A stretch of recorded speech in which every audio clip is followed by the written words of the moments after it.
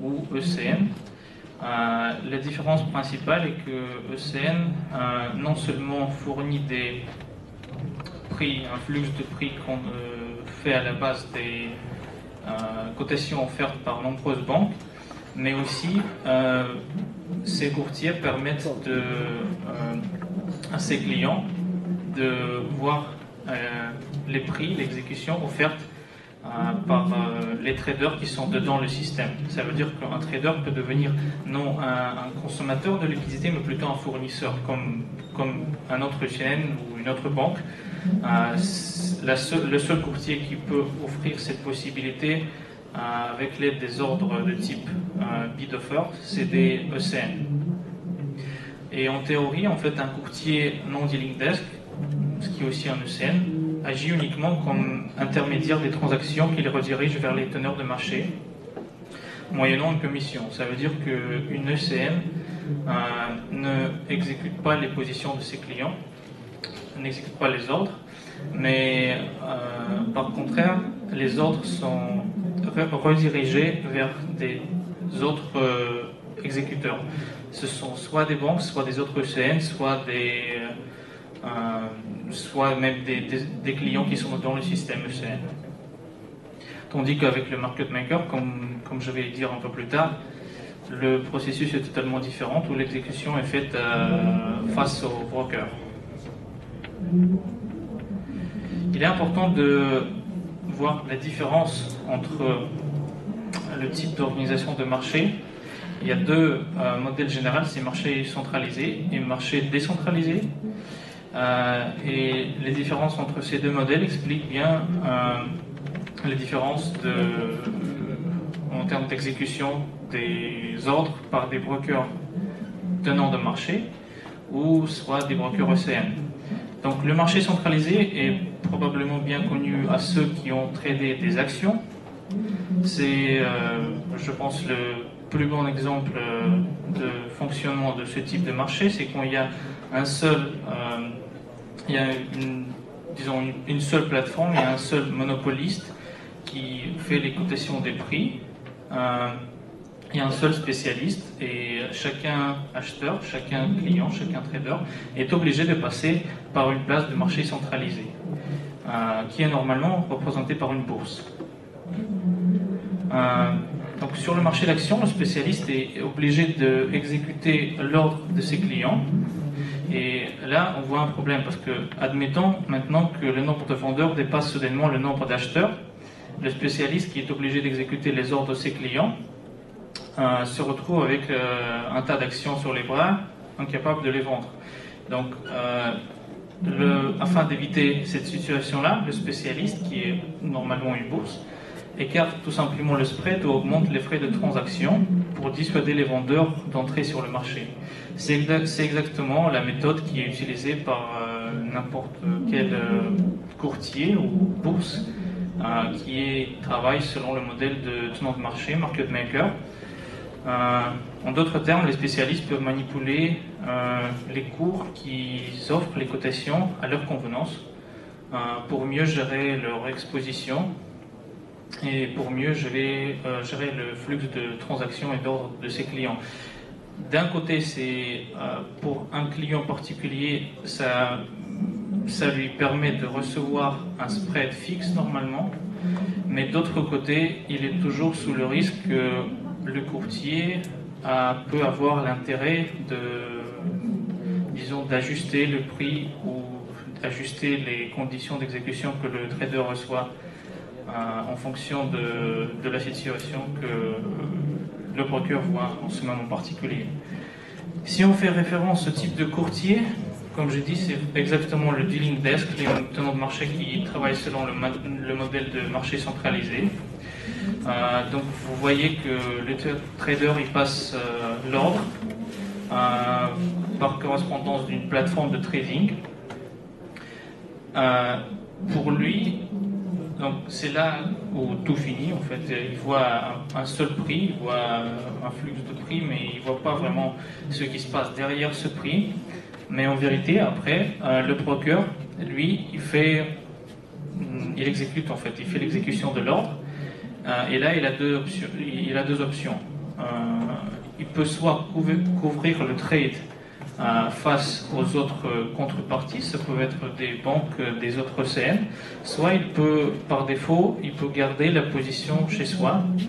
Et de telle façon, il y a un conflit d'intérêts qui apparaît en ce moment, parce que les positions gagnantes sont transmises à des fournisseurs de liquidités, soit compensées par des autres clients, tandis que des positions perdantes, elles sont couvertes par le courtier, ils ne sont pas passés au marché extérieur, et à cause de ça, elles deviennent bénéficiaires pour le... Oui. Pour le client. Donc ça veut dire que un trade où le client perd, s'il n'a pas été exécuté au marché extérieur par le courtier, si ça a été exécuté chez soi, donc directement ça devient un gain pour le broker. Parce qu'à chaque moment, il peut couvrir ce trade avec au prix de marché et ce sera un gain pour lui. Donc c'est lui qui gère sa position. Il est intéressé, disons, le conflit vient du fait que le courtier devient intéressé au résultat des trades, des positions. Et par contre, le deuxième modèle, c'est le marché décentralisé. C'est exactement le modèle d'après lequel fonctionnent les courtiers ECN. Il est, comme vous voyez, même d'après le graphique, il est bien plus compliqué d'une manière, mais de l'autre, ils offrent beaucoup d'avantages aussi. Donc, comme vous voyez, sur ce marché, il n'y a pas un seul disons, dirigeant de marché. Il y a nombreuses banques, nombreux brokers ou tenants de marché qui sont tous liés l'un avec l'autre. Et il n'y a plus vraiment cette hiérarchie qui existe avec les courtiers qui travaillent d'après le modèle de marché centralisé. Parce que comme vous voyez, là, tout en bas, on a les traders particuliers. Et à tout moment, un trader peut être exécuté, son ordre peut être exécuté soit par un tenant de marché, soit par une banque, soit par un autre broker ECN. Donc là, il y a un choix, il y a des flux de prix qui sont échangés. Et il y a ici, on voit apparaître la concurrence en termes de prix qui sont proposés par nombreux fournisseurs de liquidités. C'est exactement cette variété qui permet aux courtiers ECN d'offrir des prix, des spreads plus favorables parce que le client reçoit le résultat, disons, de la compétition de nombreuses banques. De leur prix, volume qu'elles sont prêtes à exécuter. Ces prix et ces volumes sont agrégés dans un seul flux qui est offert aux clients. Et c'est exactement le modèle d'après lequel, comme j'ai dit, les ECN travaillent. Voilà, vous voyez là que la différence commence à l'étape où le trader a passé l'ordre, encore une fois, sur la plateforme de trading. Mais au contraire des tenants de marché, donc vous voyez que le broker ECN tout de suite transfère l'ordre au marché interbancaire et il l'exécute soit avec les banques, les hedge funds, les autres brokers ou avec des autres clients. Donc là, on voit pas le conflit qui apparaît avec les tenants de marché. Vous voyez que le trader, le courtier ne garde pas la position, elle est couverte, elle est hedgée au même moment quand le trader la passe. Donc, même en théorie, le courtier, il est simplement intermédiaire là. Il n'est pas gestionnaire de l'exposition, il n'est pas intéressé sur la direction du trade. Et en plus, là, la particularité est au fait que la position peut être ouverte, l'ordre d'ouverture de la position peut être passé pour une banque, tandis que la position sera clôturée par un ordre passé à une autre banque. Cela totalement limite et diminue la possibilité d'intérêt que l'exécuteur de l'ordre peut avoir au résultat de la position. Parce qu'en fait, ici on parle au niveau de ordre, tandis que pour les brokers dealing desk, c'est plutôt la position qui est au centre.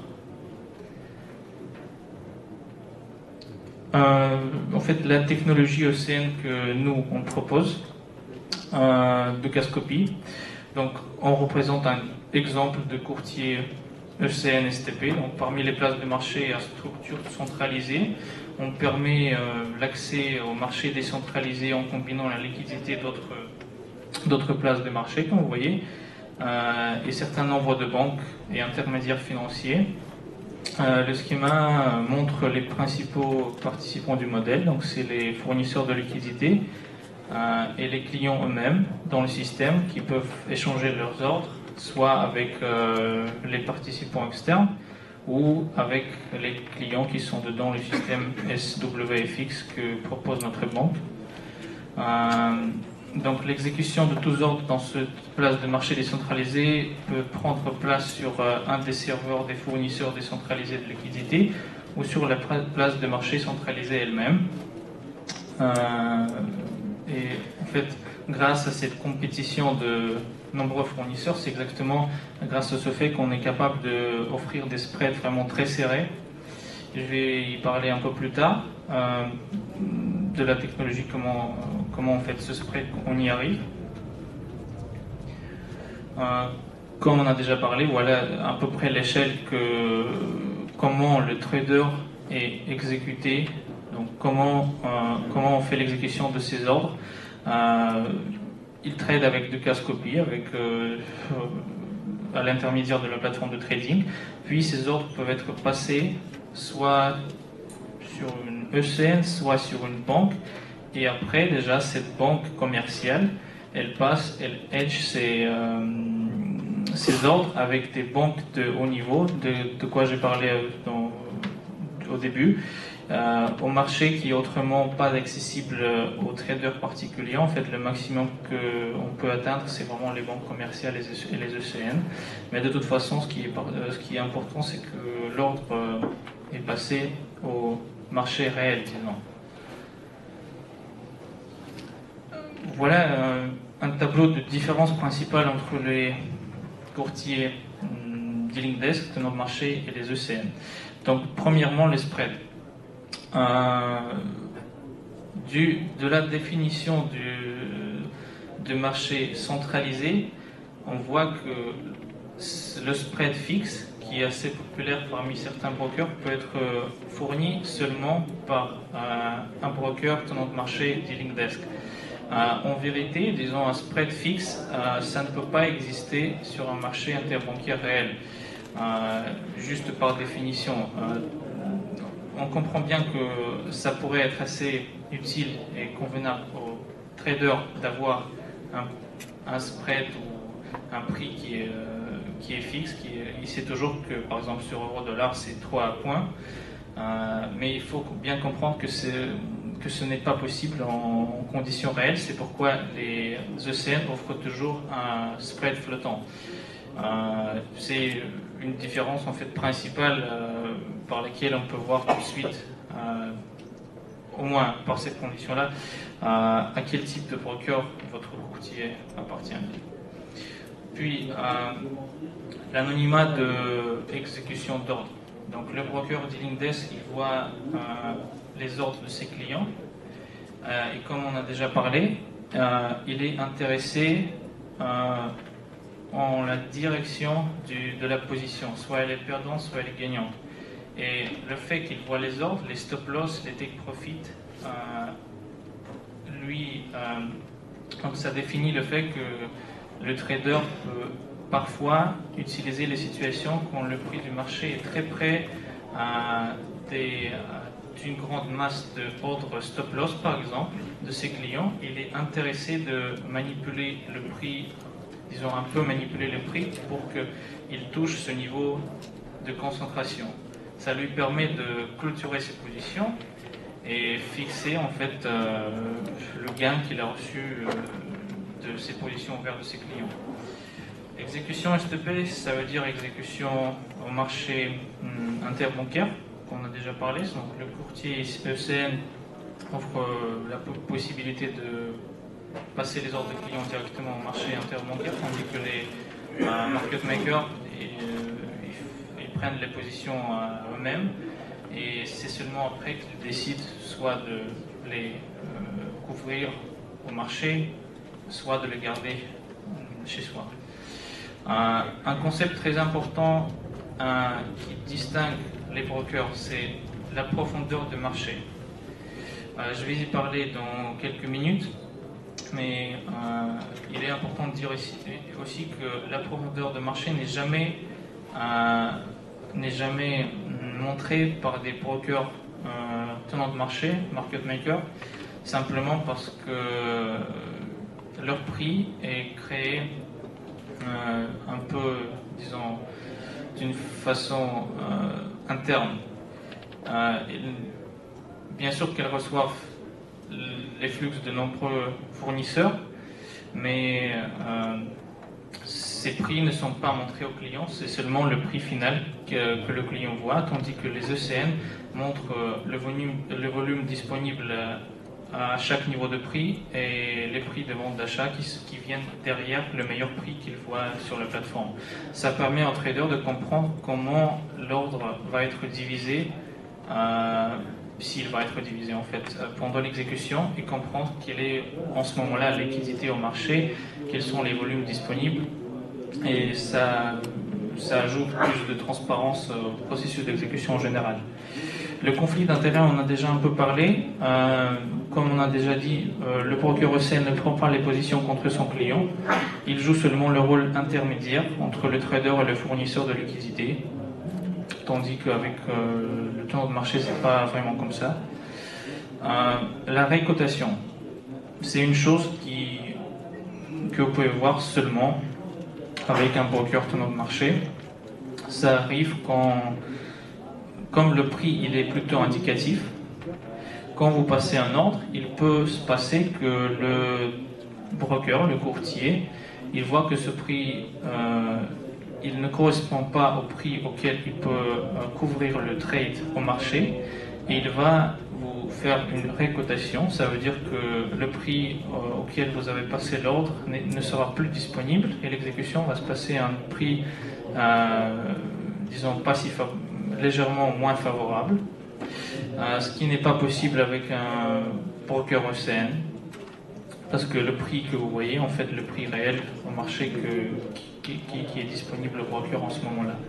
Et finalement, le scalping, très souvent, on voit que le scalping est interdit par les brokers tenants de marché des dealing desk, tandis que pour les ECN, ce n'est pas du tout un problème, parce que pour eux, il n'y a pas de difficulté liée à la gestion de l'exposition qu'on a avec les brokers dealing desk.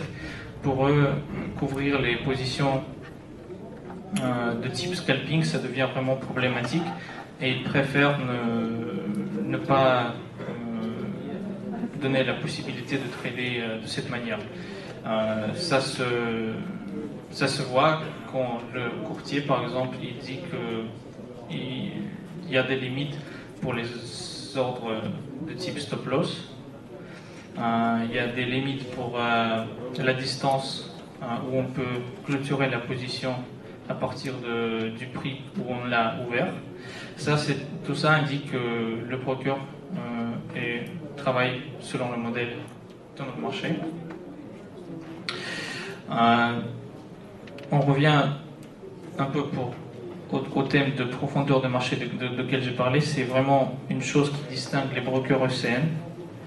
Les brokers ECN, comme par exemple Dukascopy, offrent la possibilité à ses clients de voir à tout temps les prix et les volumes disponibles au marché pour chacun paire de devises qu'il offre pour le trading. Grâce à la profondeur du marché, le trader voit toujours la distribution des prix offerts par les fournisseurs de liquidités et le volume respectif. Bien sûr que les volumes dépendent de l'heure à laquelle vous tradez et aussi du paire de devises. Généralement, Chez Dukascopy, le trader ne peut pas craindre qu'un ordre euro-dollar sera divisé en nombre de tickets jusqu'aux ordres de quelques millions. Le trader peut être sûr que l'exécution va se passer au meilleur prix, au premier niveau de prix, qui est tout en ordre.